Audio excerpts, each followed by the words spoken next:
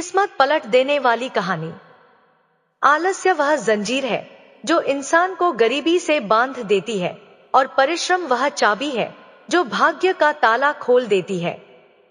परिवार की जिम्मेदारी से भागने वाला व्यक्ति कभी सुख का अधिकारी नहीं बन सकता। जो आज मेहनत से भागता है, कल वही हालात से हार जाता है। मित्रों, एक गांव में एक जाट रहता था। उसके साथ उसकी पत्नी और छोटे छोटे बच्चे रहते थे। घर में ना धन था, ना सुख, और ना ही भविष्य की कोई उम्मीद। इस सब का कारण था जाट का आलस्य।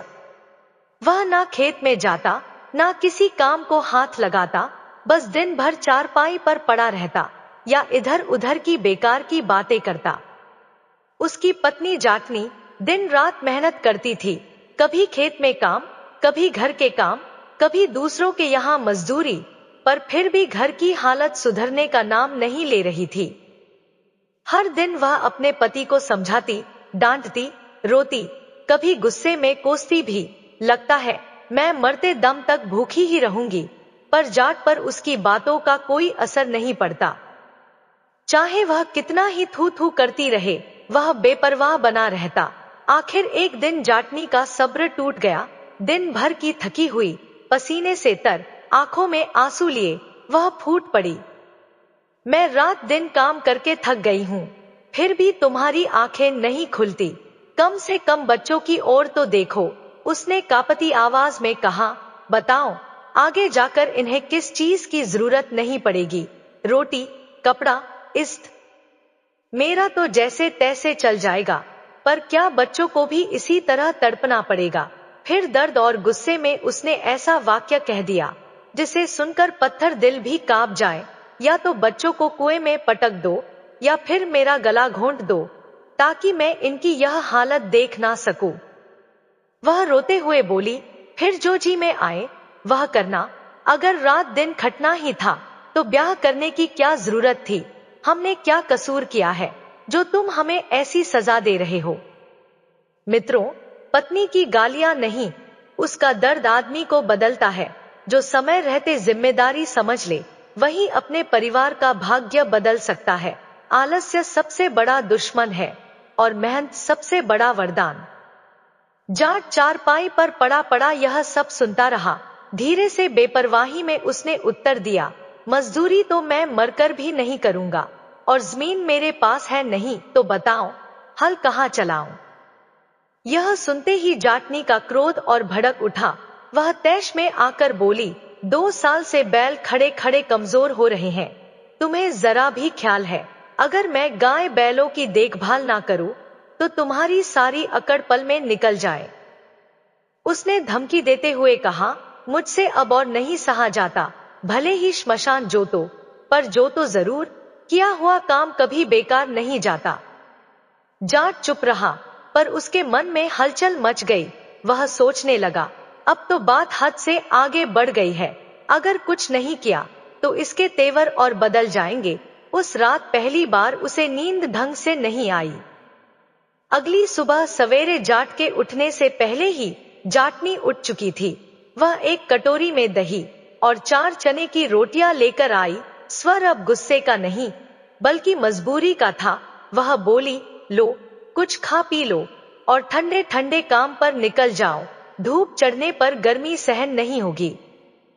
जाट उबासी लेता हुआ उठा, अंगड़ाई ली, हाथ मुंह धोया, दही रोटी खाई और पहली बार बिना टालमटोल किए काम पर निकल पड़ा। वह खुशी खुशी अपने बैलों को लेकर चल पड़ा। जाट सीधा गांव के बाहर श्मशान भूमि की ओर पहुंच गया। वह जगह सुनसान थी, चारों ओर वीरानी, टूटी चिताएं और भूत प्रेतों का डेरा, पर जाट ने ना डर दिखाया, ना पीछे देखा। उसने बैलों को हल में जोता और श्मशान की भूमि पर हल चलाना शुरू कर दिया। जैसे ही 3-4 फेरे पड़े, किसी भूत की आंत बाहर आ गई, किसी की पसलियां चटक गईं, तो किसी का सिर फूट गया। पर आश्चर्य की बात यह थी कि भूत भी सब कुछ जी भरकर सहते रहे। वे आपस में सोचने लगे, शायद कोई अनजान इंसान गलती से यहां आ गया है, या फिर कोई ऐसा है जिसे डर नाम की चीज नहीं है। श्मशान में हल की आवाज गूंजती रही और जाट पसीना बहाकर निरंतर जोतता रहा। जैसे जैसे हल की धार श्मशान की जमीन को चीरती जा रही थी, वैसे वैसे भूतों की बेचैनी बढ़ती जा रही थी। कुछ ही देर में सारे श्मशान में चीख पुकार मच गई। एक भूत घबराकर बोला, मैं जाकर इस जाट को रोकता हूं, नहीं तो दोपहर तक हमारी पूरी बस्ती का नाम निशान मिट जाएगा। सब भूत एक स्वर में बोले, जैसा तुम्हें ठीक लगे वैसा करो, हम सब तुम्हारे साथ हैं। वह भूत आगे बढ़ा और सीधे जाट के पास जा पहुंचा। उसने आवाज दी, ओ चौधरी, यह तुम क्या पागलपन कर रहे हो? कहीं तुम्हारा दिमाग तो खराब नहीं हो गया जो श्मशान में हल जोतने आ गए हो? जाट ने बिना रुके हल संभालते हुए जवाब दिया, कभी काम नहीं किया, यह सच है, मगर अब हालत यहाँ तक आ पहुंची है कि बच्चे भूखे मरने को हैं। उसकी आवाज में सच्चाई थी। वह बोला, अब जो भी काम मिले वही कर रहा हूं। अगर यही काम तुम्हें पागलपन लगता है तो लगने दो। सूरज चढ़ने से पहले मैं इस पूरी जमीन को 2 बार जोत दूंगा। फिर वह भूत की ओर देखकर बोला, पर तू यह बता, तुझे इससे इतनी तकलीफ क्यों हो रही है? भूत मन ही मन घबरा गया। 2 बार जोत देगा तो हमारी पूरी बस्ती का अस्तित्व ही मिट जाएगा। वह सोचने लगा, इसे डराया भी नहीं जा सकता, जाट बिरादरी का है, जिद पर आ गया तो लेने के देने पड़ जाएंगे, इसलिए उसने स्वर नरम कर लिया। भूत बोला, चौधरी, यहाँ कौन सा तुम्हारे पुरखों का धन गड़ा है? पूरे गांव की उपजाऊ जमीन छोड़कर तू श्मशान में ही हल जोतने क्यों आ गया? उसने चारों ओर इशारा करते हुए कहा, इस बंजर जमीन में तुझे कौन सी खास बात दिख गई? बता चौधरी, यहाँ अगर बीज भी बो देगा तो कितना अनाज उगा लेगा? फिर उसने लालच देते हुए कहा, तू जो चाहता है वह हम तुझे यूं ही दे देंगे, बदले में बस इतना कर दे, यहाँ हल मत चला। जाट आलसी जरूर था पर दिमाग से कम नहीं था। वह सोचने लगा, 4 फेरे में ही इनका हाल बेहाल हो गया, अगर पूरा श्मशान जोत दिया तो ना जाने क्या हो जाएगा। उसने हल रोक लिया और भूत की ओर देखते हुए बोला, तू है कौन जो मेरी इच्छा पूरी करने चला आया? पहले अपनी सच्चाई बता, फिर मैं कुछ सोचूंगा। भूत ने गहरी सांस ली और कहा, मैं भूत हूं, कई वर्षों से इस श्मशान में हमारा डेरा है, तुमने हल चलाकर हमारी जड़ें हिला दी हैं। जाट पहले तो भूत की बात सुनकर थोड़ा घबरा गया, एक पल को उसका कलेजा कांप उठा, पर अगले ही क्षण उसने खुद को संभाल लिया। वह मन ही मन सोचने लगा, अगर डर गया तो बात बिगड़ जाएगी, पीठ नहीं दिखाऊंगा तभी इनसे कुछ हासिल हो पाएगा। उसने साहस बटोरकर भूत की ओर देखा और बोला, अगर इतनी ही बात है तो सुन, मुझे इस जमीन से कम 10 बोरी बाजरा चाहिए। भूत चौंका, फिर बोला, बिना कुछ किए अगर तेरे घर 10 बोरी बाजरा पहुंचा दूं तो क्या तू यहाँ हल चलाना बंद कर देगा? जाट ने सोच समझकर कहा, अगर पक्का वादा करे तो क्यों नहीं, मगर यह साफ बता, बाजरा कब तक पहुंचेगा? भूत ने गंभीर स्वर में उत्तर दिया, अगले पखवाड़े के भीतर तेरे घर 10 बोरी बाजरा पहुंचा दिया जाएगा। अब तू हल से हमारी आंतें निकालना बंद कर। जाट ने हल को जमीन से बाहर खींचते हुए कहा, अभी तो रुक जाता हूं, लेकिन अगर तय समय पर काम पूरा नहीं हुआ तो फिर यही हल लेकर यही जोतने आऊंगा। भूत ने पक्का वादा कर लिया। जाट की मनमानी पूरी हो चुकी थी। वह अपने बैलों को लेकर उल्टे पांव घर की ओर चल पड़ा। मन में संतोष था और चेहरे पर एक हल्की सी मुस्कान। जैसे ही जाटनी ने उसे इतनी जल्दी लौटते देखा, वह माथा पीट बैठी। वह तीर की तरह उसके सामने पहुंची और तनकर बोली, तुम कभी नहीं सुधरोगे, क्या हुआ जो इतनी जल्दी लौट आए? वह ताने मारते हुए बोली, खून पसीना एक करना पड़ता है, तब जाकर 2-4 दाने हाथ आते हैं। अब तुम जानो और तुम्हारा काम जाने। गुस्से में वह पलटते हुए बोली, मैं तो चली, तुम्हें समझाना और दीवार से माथा फोड़ना। एक बराबर है। जाट ने मुस्कुराते हुए कहा, अरे इतनी तेजी मत दिखा, पहले मेरी बात तो सुन, बेकार में थूक क्यों उछाल रही है। वह आत्मविश्वास से बोला, मेरी खेती दूसरों से थोड़ी अलग है और इसका फल समय आने पर खुद ही दिख जाएगा। जाटनी उसकी ओर अविश्वास से देखती रह गई। जाट ने जाटनी को पूरे विश्वास के साथ कहा, अगले पखवाड़े तक 10 बोरी बाजरा अपने आप घर आ जाएगा, तू बेफिक्र रहो। फिर उसने श्मशान में भूतों से हुई पूरी बातचीत जाटनी को बता दी। जाटनी ने ध्यान से सुना, पर मन पूरी तरह नहीं माना। वह बोली, जो होगा देखा जाएगा, एक पखवाड़े तक रुक जाती हूँ, क्योंकि इसके सिवा मेरे पास कोई चारा भी नहीं है। उधर श्मशान में भूतों के डेरे पर खलबली मच गई। 10 बोरी बाजरे की बात पर भूतों में आपस में तकरार शुरू हो गई। कोई कहता, हम क्यों दें, तो कोई बोलता, हल हमारी जड़ें उखाड़ रहा है, कुछ तो करना पड़ेगा। 2-3 दिन बाद श्मशान में भूतों की पंचायत बैठी। उसी समय कुछ बाहर से आए भूत भी वहां आ पहुंचे। उन्होंने आपसी झगड़े की आवाज सुनी तो पूछा, इतना हल्ला क्यों मचा रखा है, पूरी बात बताओ, तभी समझ आएगा तुम क्यों लड़ रहे हो। सारी बात सुनते ही भूतों के मुखिया का चेहरा तमतमा उठा। वह कड़कती आवाज में बोला, कैसे भूत हो तुम, एक आलसी आदमी से डर गए, भूतों का नाम मिट्टी में मिला दिया। वह और गरजते हुए बोला, उसकी गर्दन क्यों नहीं मरोड़ दी, मैं खुद जाता हूँ, अभी इस मुसीबत को जड़ से खत्म करके आता हूँ, कुछ तो अपनी ताकत पहचानो। भूत इधर सलाह मशवरा कर ही रहे थे और उधर जाट के घर एक नई परेशानी खड़ी हो गई। पिछले 3 दिनों से हर रात एक जंगली बिल्ला आता और घर में रखा सारा दही चट कर जाता। जाटनी पूरी सावधानी रखती, हंडिया ढककर रखती, फिर भी वह बदमाश किसी ना किसी तरह दही साफ कर जाता। आज जाटनी ने ठान लिया, आज इसे रंगे हाथों पकड़ना है। वह घर के बाहर बिल्ले के इंतजार में बैठ गई ताकि आते ही जाट को इशारा कर सके। जाट अंदर पूरी तरह सतर्क खड़ा था। उसके हाथ में मोटी रस्सी का सरकंडे से बना फंदा था। जैसे ही आधी रात हुई, एक परछाई आले की दीवार के छेद में मुंह डालकर झांकने लगी। असल में वह जंगली बिल्ला नहीं, बल्कि भूतों का मुखिया था। जाट ने पल भर की भी देर नहीं की। उसने झट से सरकंडे का फंदा उसके गले में डाल दिया और जोर से झटका दे दिया। जैसे ही रस्सी कसी, भूत की आंखें बाहर निकल आईं।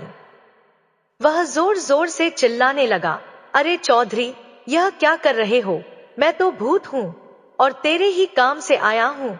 जाट ने फंदा थोड़ा ढीला किया और कठोर स्वर में बोला, जल्दी बता, किस लिए आया है। फंदा ढीला होते ही भूत को थोड़ी सांस आई और वह हांफते हुए जाट की ओर देखने लगा। कुछ संभल कर वह अटक अटक कर बोला, मैं तो बस यह पूछने आया था कि तुम 10 बोरी बाजरा लोगे या उसका आटा। जाट ने हल्की सी मुस्कान के साथ कहा, पहले बोल देना चाहिए था, आज तो तेरी मौत मेरे हाथों पक्की थी।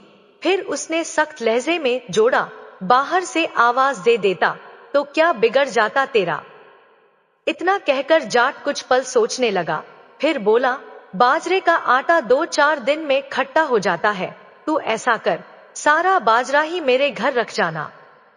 उसने भूत की ओर देखते हुए कहा, जब मैं कहूं तब पीस देना, बोल, मंजूर है।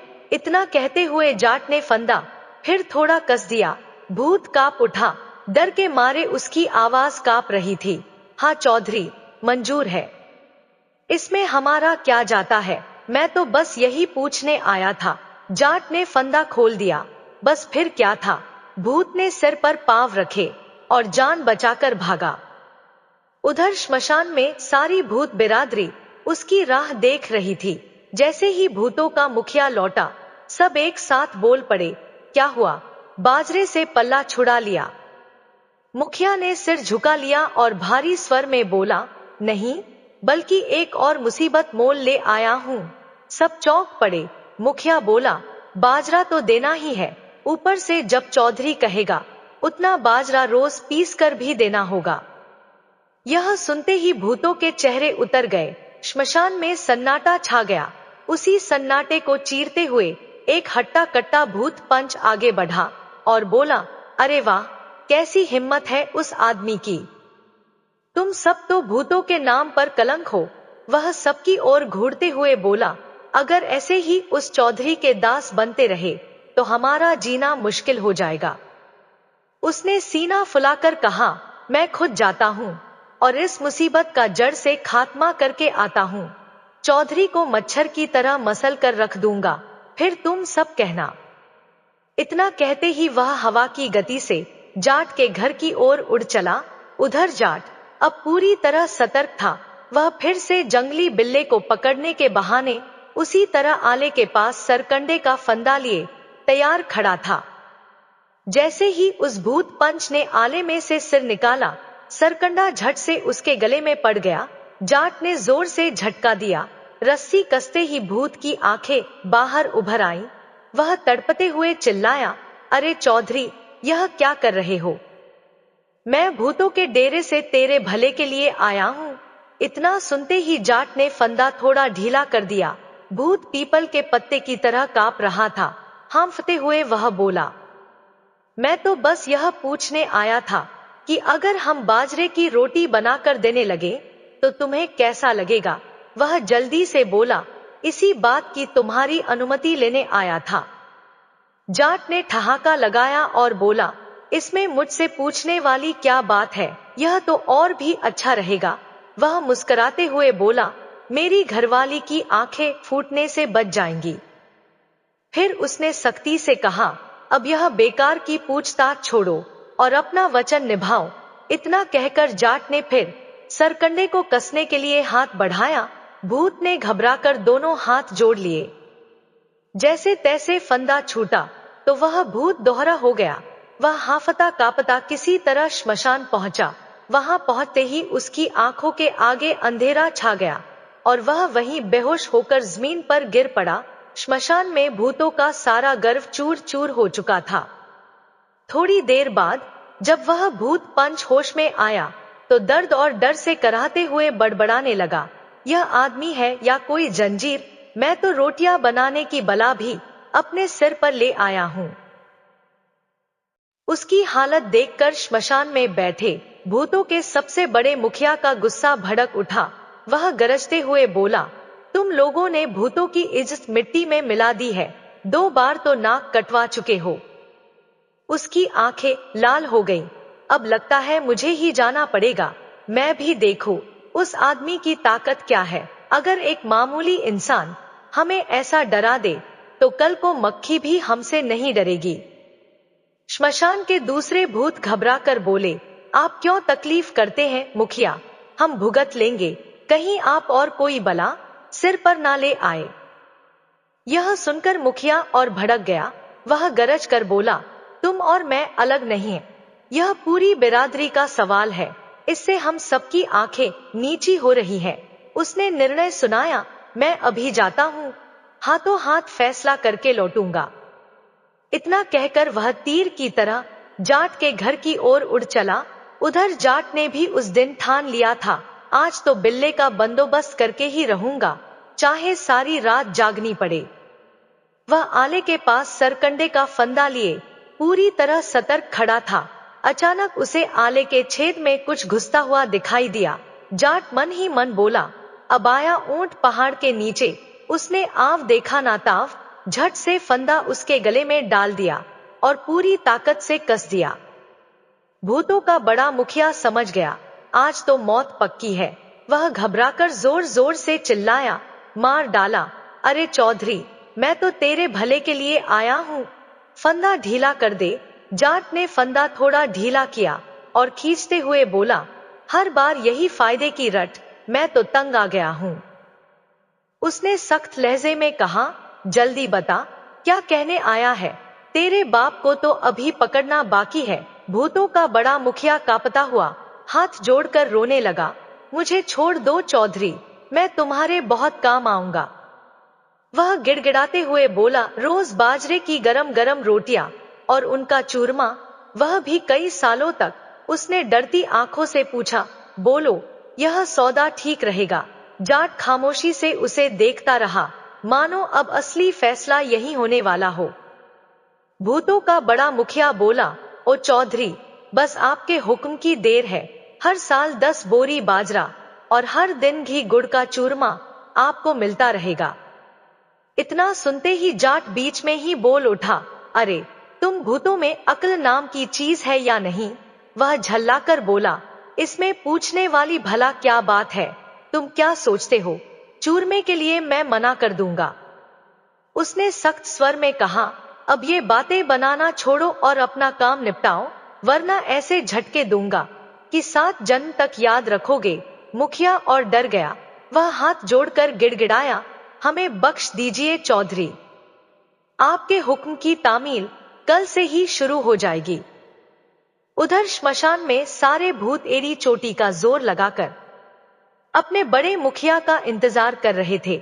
सबकी निगाहें उसी राह पर टिकी थी जिससे मुखिया लौटने वाला था।